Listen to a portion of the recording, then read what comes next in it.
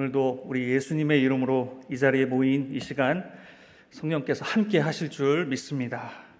저는 오늘 설교의 도입으로 이런 말씀을 드리면서 설교를 시작하고 싶습니다. 자녀의 삶은 부모의 삶의 재방송입니다.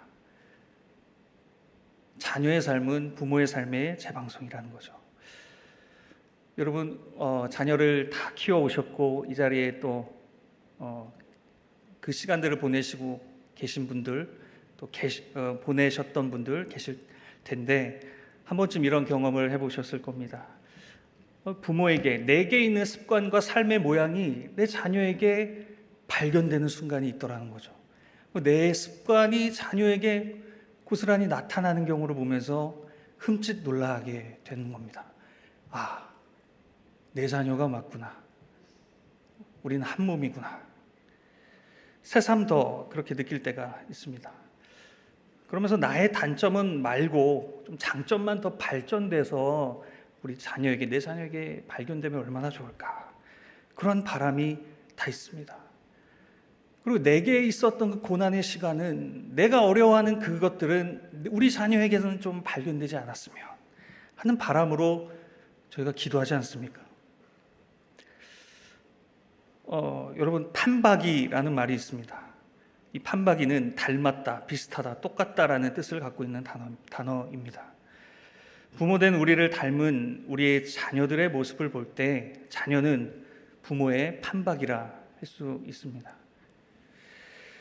제가 왜 이 말씀을 드리냐면 오늘 본문에 나타나는 이삭은 부모 아브라함의 판박이였습니다. 본문에서 우리는 아들 이삭의 삶을 보면서 아브라함의 삶을 동시에 또 보게 됩니다. 지금 본문의 흐름상 아브라함은 죽었습니다. 그리고 이삭의 족보가 나오면서 오늘 이 톨레도시 나오고 있는데, 단순히 이것은 아브라함 아버지의 그 인간성이 나타나는, 그 아들 이삭에게 나타나는 것을 말씀드리는 것이 아니라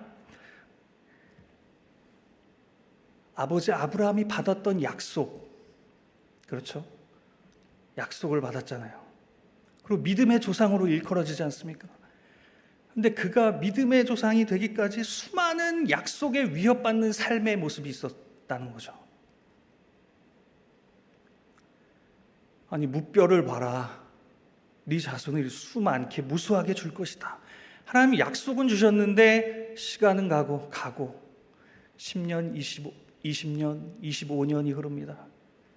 아내 사라는 생리가 끊어지면서 이 사람이 낳을 수 없는, 인간의 힘으로 낳을 수 없는 그 정도까지 이르게 되죠. 무슨 말입니까? 약속이 계속적으로 지체돼서 하나님 내게 거짓말하셨나? 내가 잘못 들었나? 이런 약속이 위협받는 삶의 모습들이 아브라함에게 있었습니다. 기근이 옵니다. 애굽으로 내려가요. 그리고 아내를 누이라고 막 거짓말을 합니다. 약속이 위협받는 삶이 그에게, 아브라함에게 있었습니다. 근데 오늘 동시에 아들 이삭의 삶에서 아브라함이 약속의 위협을 받았던 그 삶의 모습이 다시 한번 나타나는데요. 그 이삭이 처한 약속에 위협받는 삶의 문제가 어떤 것이었습니까? 바로 아내가 불임이라는 문제입니다. 말씀드렸죠? 아버지와 똑같이 약속을 받은 자녀입니다. 약속의 자녀가 이삭이 아닙니까? 이스마엘은 약속의 자녀가 아니에요. 이삭은 동일하게 아버지와 같은 약속을 받았는데 삶의 현실에서는 아내가 불임이라는 거예요.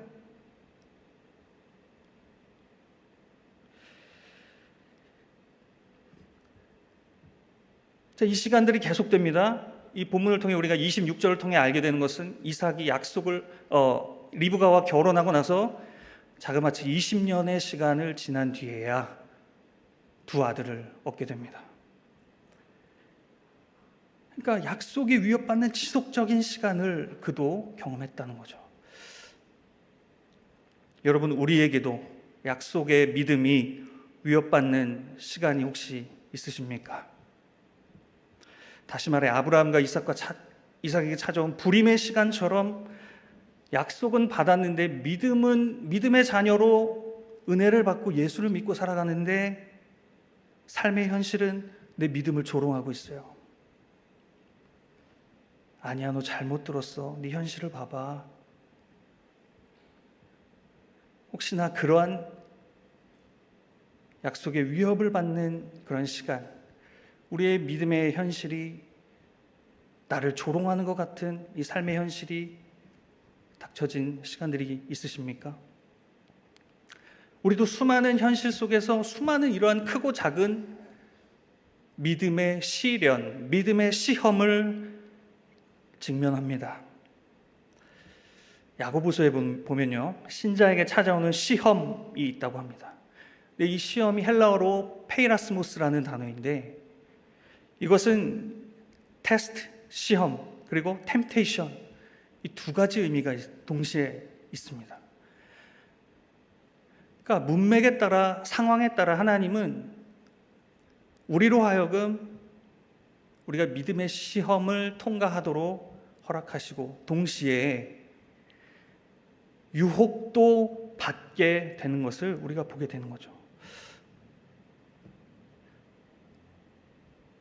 예수님께서 오병이어의 기적을 일으키시기 전에 빌립에게 이 수많은 사람들을 어떻게 먹일 수 있겠느냐 라고 빌립을 시험하시고자 그 질문을 하시죠. 그의 믿음을, 그가 지금 무엇을 바라보고 있는지를 시험하십니다. 아브라함이 의를 얻게 되는 그러한 시점은 그가 아들 이삭을 제물로 바칠 때였습니다.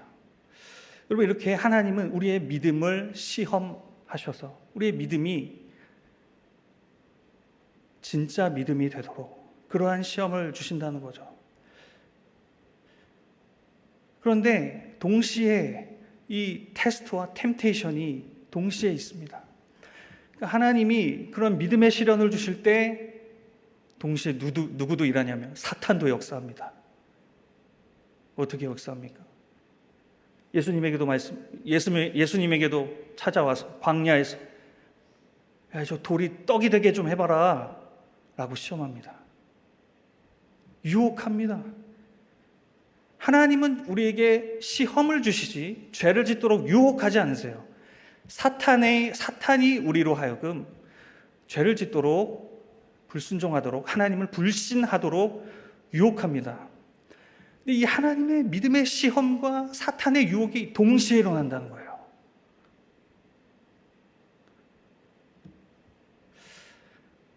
자, 여러분, 아브라함의 때를 한번 생각해 보십시오. 아브라함이 약속을 받습니다.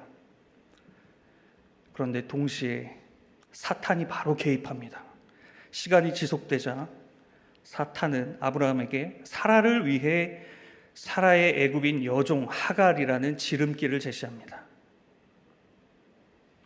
얼핏 보기에 이 방법은 바라던 결과를 얻는 것 같은 실제적인 방법이었습니다. 그러나 결과는 재앙, 분란이었습니다. 이 사탄의 전략으로 얻은 자녀가 약속의 자녀 이삭이 아니라 누굽니까? 이스마엘이었던 거죠. 여러분, 이러한 상황은 우리도 마주합니다. 하나님께서 약속하신 바가 잘 이루어지게 하시기는커녕 현실과 환경이 내 믿음을 조롱하고 있을 때 동시에 사탄이 개입합니다. 지름길을 제시합니다. 하나님이 그렇게 하신다고 했는데 하나님만 믿지 마. 네 계획을 한번 가져봐. 게임을 좀 가져봐. 사탄의 지름길이 제시됩니다. 근데 오늘 본문에서 이삭은 이 부분에 있어서만큼은 우리에게 믿음의 모델로 제시가 됩니다. 아버지 아브라함은 이스마엘이라는 사탄의 지름길로 향했죠. 근데 오늘 이삭과 리브가는 이스마엘이라는 그런 지름길은 나오지 않습니다. 21절 말씀 오히려 이삭과 이 리브가는 어떻게 반응합니까? 이삭이 그의 아내가 임신하지 못하므로 그를 위하여 여호와께 간구하매 여호와께서 그의 간구를 들으셨으므로 그의 아내 리브가가 임신하였더니. 아멘. 굉장히 그냥 순조로워 보이죠? 아까도 말씀드렸듯이 자그마치 20년의 시간이었다고요. 기도하고 기다리고 간구하고 약속을 믿고 아닌 것 같은 현실 속에서도 기도합니다. 하나님이 20년째 주실 거야 라고 이삭이 생각했을까요? 아니요. 모릅니다. 답을 몰라요. 그냥 약속만 붙잡는 겁니다. 그런 시일이 지난 후에 그는 기도 응답을 받게 됩니다. 이삭은 아마도 아브라함과 사라의 때를 생각하면서 그 사례를 통해 배웠을 겁니다. 그들에게는 하갈과 같은 사람이 없었습니다. 사탄의 지름길은 이삭과 리브가의 마음을 전혀 끌지 못했습니다. 하나님을 믿었고 결과를 모두 하나님께 맡깁니다. 그리고 하나님의 때에 응답이 되었고 그는 이 시간만큼, 이 본문 이 부분에서만큼의 우리의 믿음의 모델로 제시되고 있습니다. 여러분, 사탄의 지름길이 우리에게 끊임없이 유혹할 때 여전히 기도하실 수 있으십니까? 약속에 신실하신 하나님을 바라보실 수 있으시겠습니까? 내 간절함이 부족한 게 아닌가? 하나님께 더 때를 쓰실 겁니까? 내가 좀 더 간절하게 때를 쓰고 얻어내면 하나님 주시지 않을까? 아니요. 하나님은 기다리라고 말씀하시는 겁니다. 하나님의 때가 안 됐다는 거예요. 기도하라고요. 10년간 암투병하는 성도님이 계십니다. 고통이 너무 극심하겠죠. 언제 치료될지, 언제 이 병에서 내가 노임을 받을지 알지 못합니다. 여러분, 이분에게 저는 어떤 대답을 해드릴 수 있을까요? 기다리세요. 성도님, 더 빡시게 기도하세요. 새벽 제단 한 100일 쌓으세요. 그렇게 기도를 그렇게 권면을 합니까? 그렇게 단순하지 않습니다. 오히려 우리는 그 성도님에게 이러한 권면을 드릴 수 있지 않겠습니까? 성도님, 상황과 현실은 그렇지만 저희 약속의 말씀을 주신 그 하나님을 바라보길 원합니다. 같이 그 약속을, 우리에게 약속을 주신 그 하나님을 바라보자고 말할 수 있을 겁니다. 로마서 8장 38절에서 39절 말씀, 내가 확신하노니 현재일이나 장래일이나 능력이나 높음이나 기쁨이나 다른 어떤 피조물이라도 우리를 우리 주 그리스도 예수 안에 있는 하나님의 사랑에서 끊을 수 없으리라 라고 이 약속의 말씀으로 우리가 함께 위로를 받을 수 있지 않겠습니까? 나도 피조물이에요, 여러분. 어떤 피조물이라도 우리 주 예수 그리스도 안에 있는 하나님의 사랑에서 끊을 수 없다고요.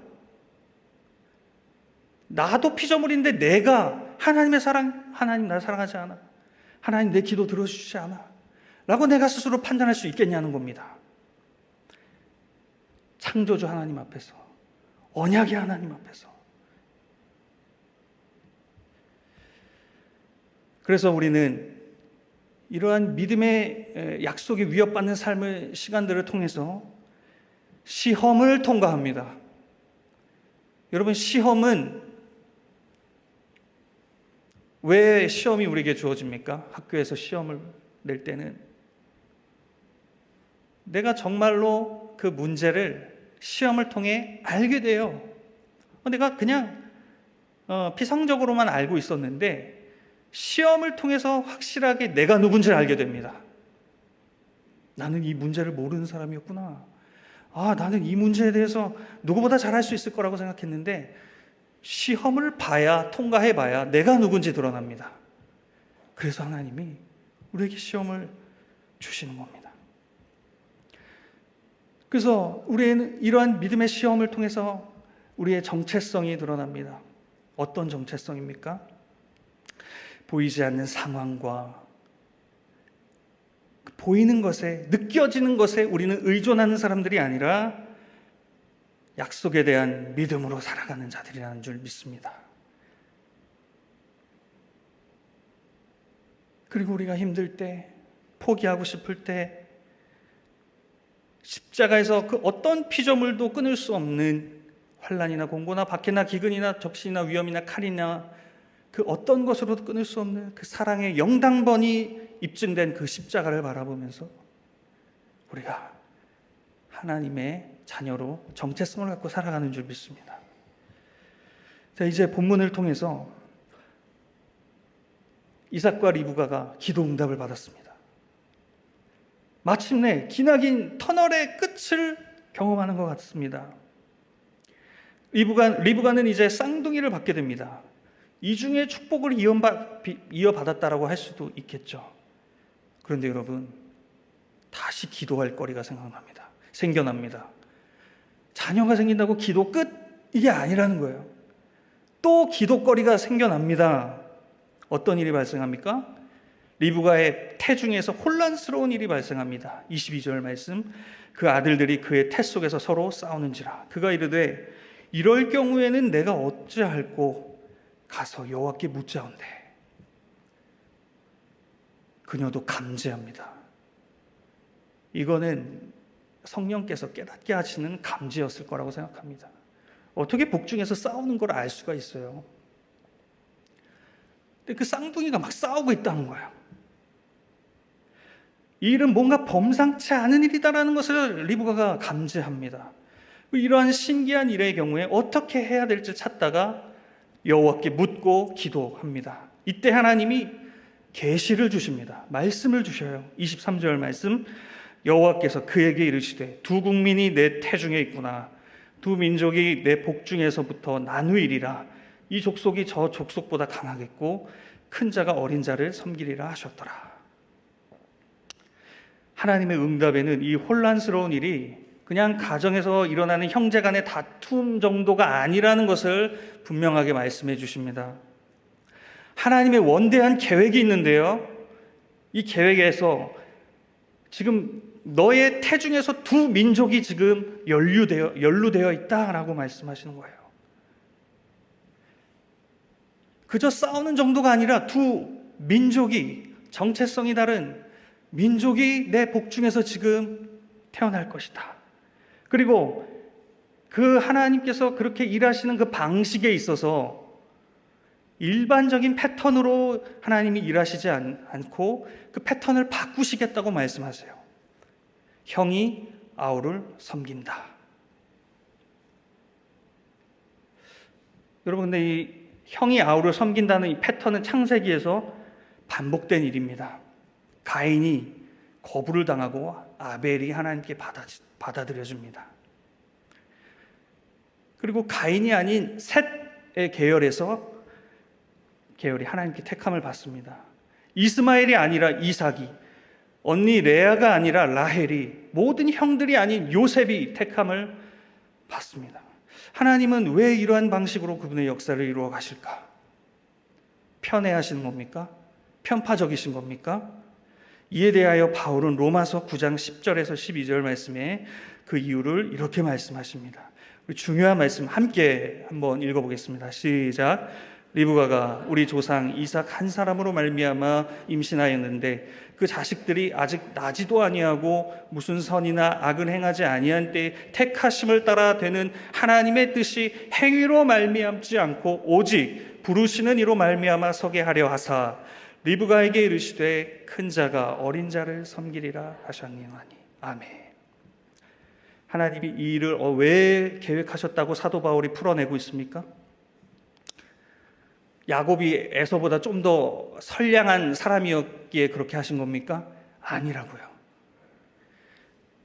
그의 하나님의 뜻은 행위로 말미암지 않고 오직 부르시는 이로 말미암아 하나님의 주권이라는 거죠. 하나님의 뜻. 그것이 더 선명하게 드러나시게 하시기 위해서 일반적인 패턴을 뒤바꾸시면서 어린 자가 큰 자를 섬기리라.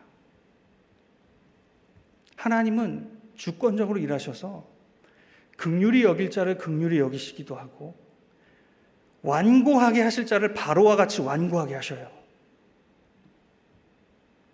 그래서 우리의 구원은 그저 긍휼함으로, 그분의 긍휼함으로 받게 되는 은혜인 줄 믿습니다. 은혜의 덕분을 더 알게 하시기 위한 하나님의 일하심의 방식이라는 거죠. 여러분, 그런데 앞서 아브라함의 삶에서 약속이 위협받는 삶이 이삭의 삶에서 나타났던 것을 우리가 보았는데요. 두 번째로 이 약속에 위협받는 사건이라면 그 사건이 이 이삭과 리브가의 삶에도 또 나타납니다. 자, 하나님의 계시를 받은 부모 이삭과 리브가는 어떤 하나님의 지금 뜻을 알았잖아요. 하나님의 큰 계획이 있을 것이고 작은 자가 큰 자를 섬긴다라는 계시의 말씀을 받았잖아요. 그러면 부모는 자녀에게 하나님의 말씀대로 양육시켜야죠. 가르쳐야죠. 하나님의 뜻은 이거야. 자녀에게 말해줄 수 있고 가르쳐줄 수 있어야 하고 하나님의 대리 통치자의 모습을, 하나님의 그 꿈을 보여줄 수 있는 부모가 되어야 되지 않겠습니까? 자, 그런데 그렇다면 야곱은 어떻게 장성해야 되겠습니까?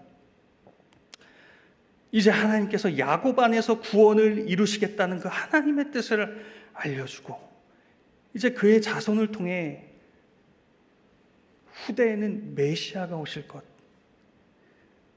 그런 복을 얻은 자로, 야 야곱아, 너는 그렇게 하나님께 택함 받은 자녀야 라고 그 소명을 알려주면서 그 약속이 하나님의 때에 반드시 이루어질 거야 라고 가르쳐주는 부모가 되어야 되지 않았겠습니까? 다시 말해서 자녀들을 하나님의 계획대로 키워서 자녀도 에서와 야곱이 한 배에서 나왔는데 한 사람은 조용한 사람이고 한 사람은 막 터프해요. 자녀의 기질이 달라요. 형제라도 다른 겁니다. 그 한 명 한 명에게 맡겨주신 그 기질이 있습니다. 기질대로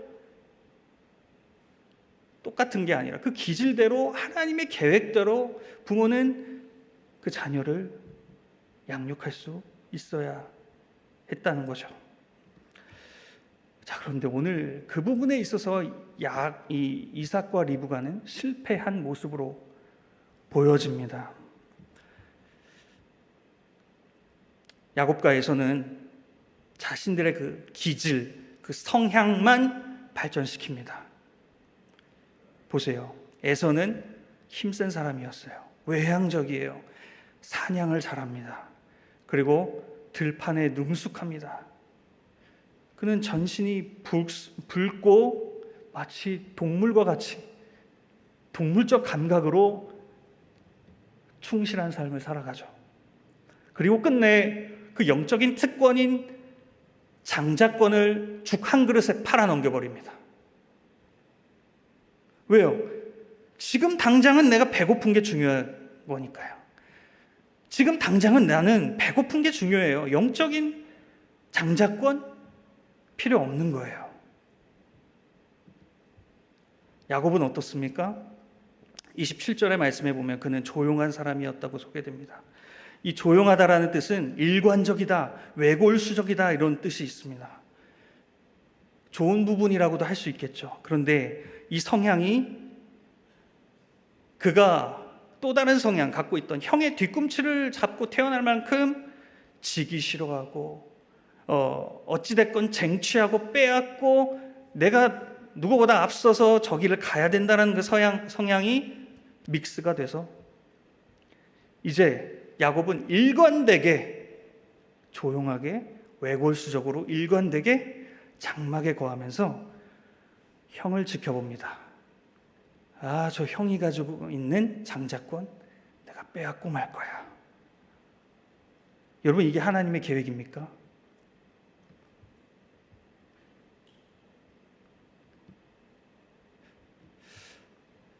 하나님의 계획 안에 있는 약속의 자녀 야곱의 삶이나 선택을 받지 못한 에서의 삶이나 행위로 볼 때 누가 구원받을 자격이 있습니까? 둘 다 없어요. 누가 더 선하다고 말할 수 있겠습니까?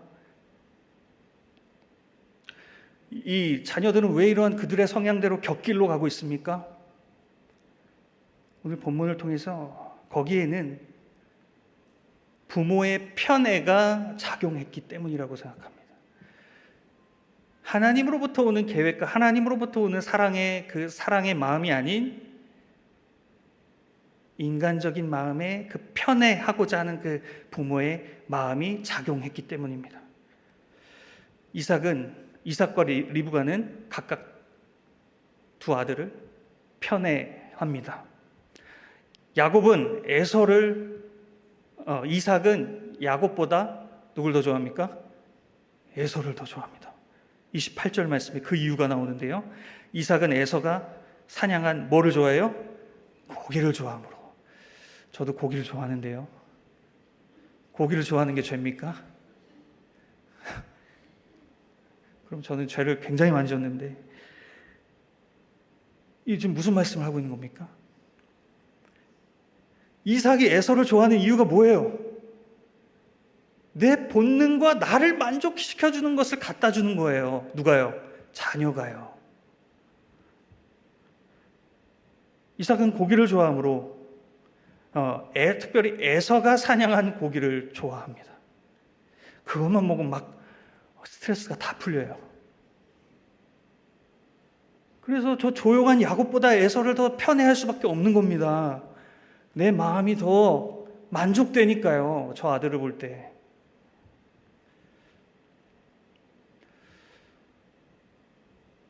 무슨 말입니까? 자녀가 내게 무엇을 해줄지, 나에게 어떤 만족과 기쁨으로 채워줄 수 있는지 자녀를 바라보고 있는 겁니다. 하나님의 계획 안에서 하나님의 부르심대로 그 기질대로 그 아이를 바라보면서 기도하면서 말씀으로 양육하기보다는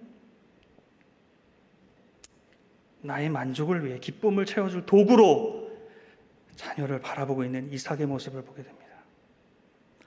리브가가 야곱을 더 사랑한 이유는 성경에 명백하게 나오진 않습니다. 아마도 리브가는 야곱을 하나님께서 이 작은 자가 큰 자를 섬길 것이다 라는 그 말씀 때문에 이 야곱을 더 편애했을 것으로 생각됩니다. 어찌됐건 그 편애의 끝은 뭐였어요? 분쟁입니다. 갈라짐입니다. 결국 편애 끝에 이삭은 자신이 좋아하는 사냥으로 기만을 당합니다. 리브가는 집에서 지내던 아들이 멀리 쫓겨가는 도망자의 모습을 지켜볼 수밖에 없게 됩니다.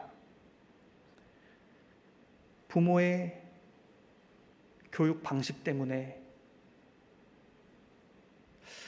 이런 안타까운 상황 속에서 이제 야곱과 에서는 거래를 하죠. 에서는 들판에 나가 사냥을 하다가 허기진 채 집으로 돌아옵니다. 사냥 잡은 것은 장막 밖에 던져두고 집으로 돌아오자마자 야곱이 준비하고 요리한 붉은 죽 한 그릇을 보게 됩니다. 그리고 그것밖에 안 보입니다.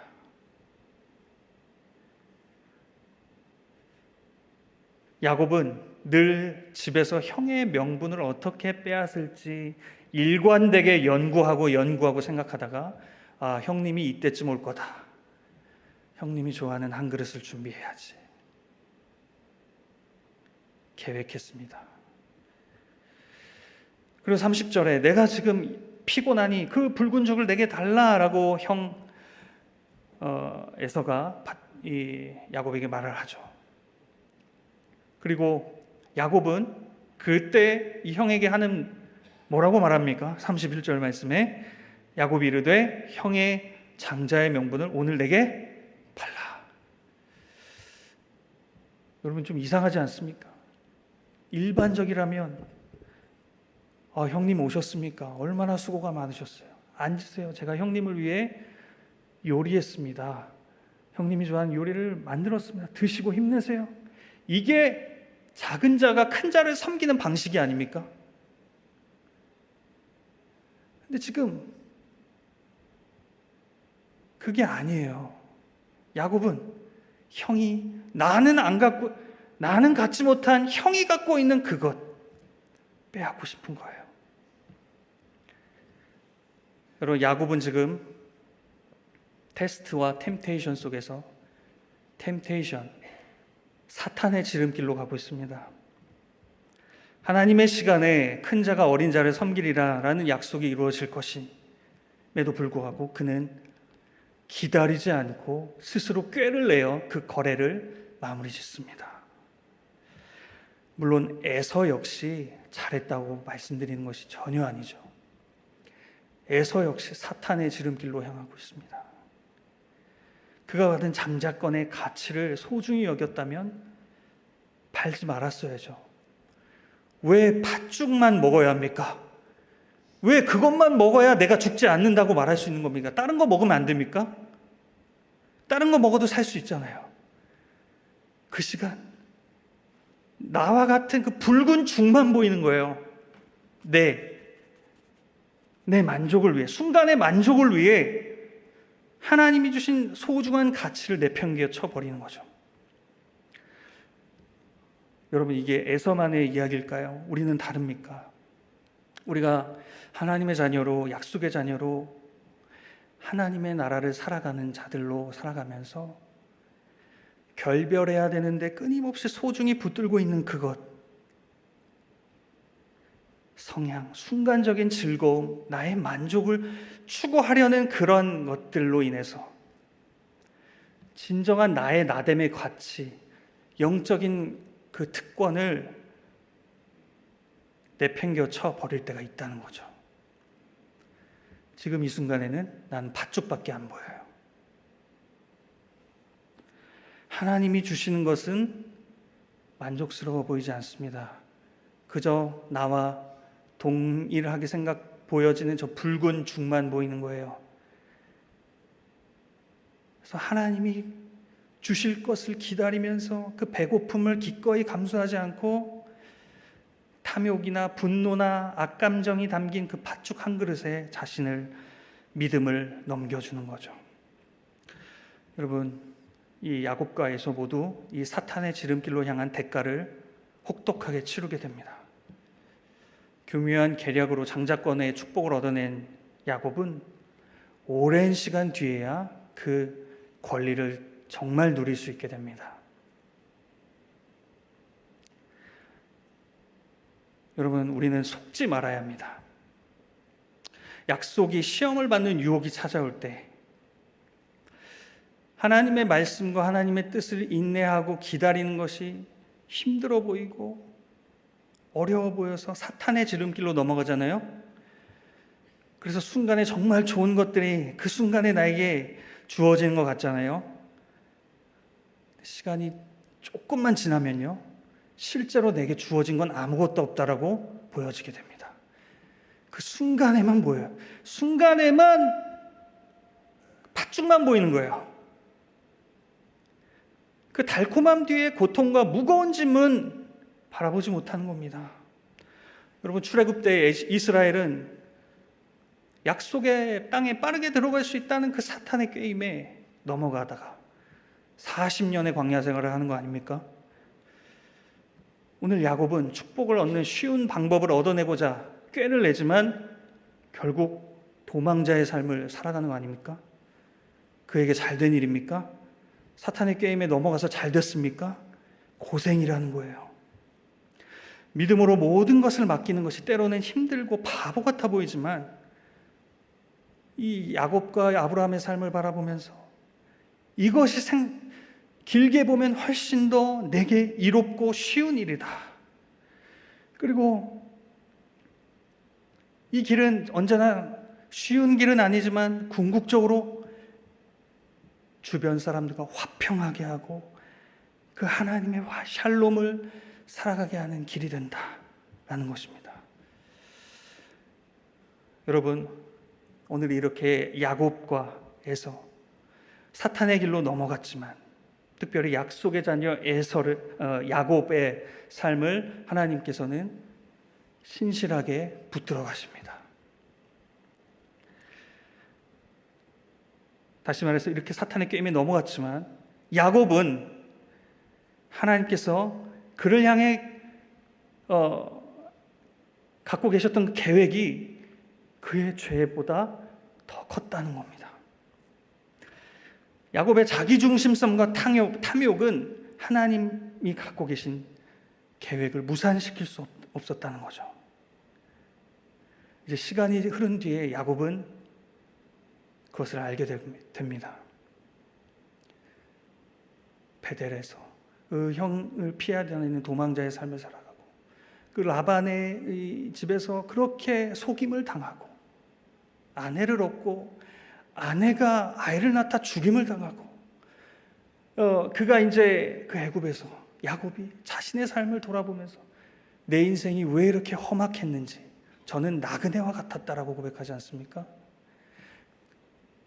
그는 그러한 삶을 통해서 하나님을 알게 되고 하나님의 계획이 나의 삶에 끊임없이 나를 이제 자기 중심적으로 빼앗는 삶으로 살아가는 내가 아니라 나는 하나님의 은혜 없이 살아갈 수 없는 그런 존재임을 깨달아가는 그 성화의 시간을 그에게 주시는 거죠. 여러분, 우리에게도 동일한 줄 믿습니다. 우리가 잘못된 결정, 어리석은 판단, 욕심에 이끌린 선택, 그것을 정당화하자고 말씀드린 것이 아니라 그런 것을 통해서 약속의 자녀는요 하나님의 계획을 보게 됩니다. 그리고 내가 정말 누구인지를 알게 됩니다. 이게 사탄의 지름길이었구나. 그 가운데서도 하나님의 은혜가 나를 붙들고 계셨구나. 깨닫게 되는 거예요. 내가 누구인지. 오늘 본문 말씀을 마지막으로 저는 복음을 말씀드릴 수가 있습니다. 여러분, 이 에서는 자신의 영적 특권보다 한 죽을 더 소중히 여겼고 야곱은 그 존귀한 영적인 그 장자권을 자신의 뜻과 꾀임으로 조작하는 상품으로 여겼습니다. 이게 사실 우리들의 모습이라는 거죠. 이런 우리에게 누가 필요합니까? 이런 우리에게 야곱의 자손으로 오시는 예수 그리스도가 필요합니다. 그분은 누구십니까? 장자권을 탐욕스럽게 획득하는 것이 아니라 나의 자녀들을 위해 내 권리를 스스로 포기하시고 스스로 죽기를 선택하시는 그분이 필요합니다. 그리고 사람을 상품으로 이용하면서 자신의 목적을 이루기 위한 꾀를 내는 안간힘을 쓰는 자가 아니라 기꺼이 종의 모습으로 수건을 걸치시고 제자들을 위해 음식을 차려주시고 발을 씻겨주시는 훨씬 더 그보다 비천한 일을 마다하지 않는 분, 그분이 우리 주 예수님인 줄 믿습니다. 그분이 우리가 필요합니다. 그분만이 우리의 자기중심성적인 야곱과 에서와 같은 그 죄를 덮으실 수 있는 분이세요.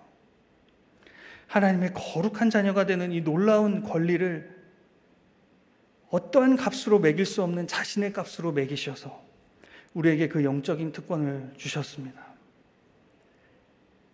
이 예수 그리스도만이, 이 복음만이 야곱 같고 에서 같은 우리의 죄를 덮을 수 있는 줄 믿습니다. 우리 그분만을 찬양하고 바라보는 이 시간이 되기를 소망합니다. 우리 함께 찬양으로 이 시간 우리 말씀을 기억하면서 찬양하고 기도하기를 원합니다.